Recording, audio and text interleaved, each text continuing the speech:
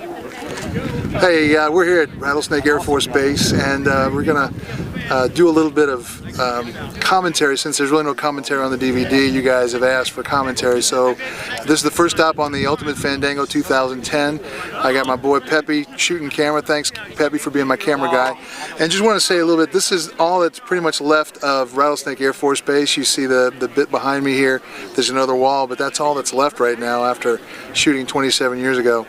This was a great place to be out and shooting, and I remember we were here for an entire week. We had no rain during that entire week. There was barely a cloud in the sky the entire time.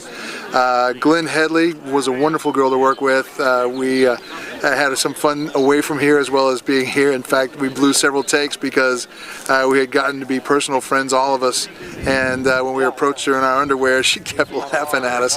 Not a big confidence builder, but still in all, lots and lots of fun. Great memories of being here. When we pulled up in the car, I had to park in a very precision manner because they were focus issues with the camera. We had to be in focus, obviously. And so Pat Kehoe, who was our assistant director, first assistant director, said, "Chuck, I'm going to teach you how to park on a dime and give you 9 cents change." He was a great guy to work with, and I'm not going to tell him the tricks he taught me because I want to keep those safe. But the scenes that were shot here, especially with Kevin in the foreground with his glasses and Judd, and then Glenn in the deep focus.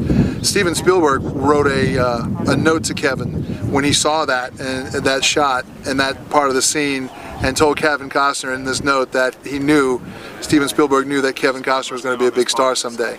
And that was very exciting for all of us to hear that Steven had been looking, and we were excited for Kevin. But this was a very hot time to be here. During the course of the shoot, it got into the upper 90s. A lot of logistics, moving the trucks in and out of the hangar. If we were shooting things outside, the trucks had to be in the hangar because we couldn't see movie trucks, right? And then when we were shooting in the hangar doing our arch, when we were doing that, we had to have the trucks out here so you wouldn't see them in there. So a lot of fun. We had a barred owl that was up in the rafters that would hoot every once in a while, but for the most part he was just kind of an ominous onlooker.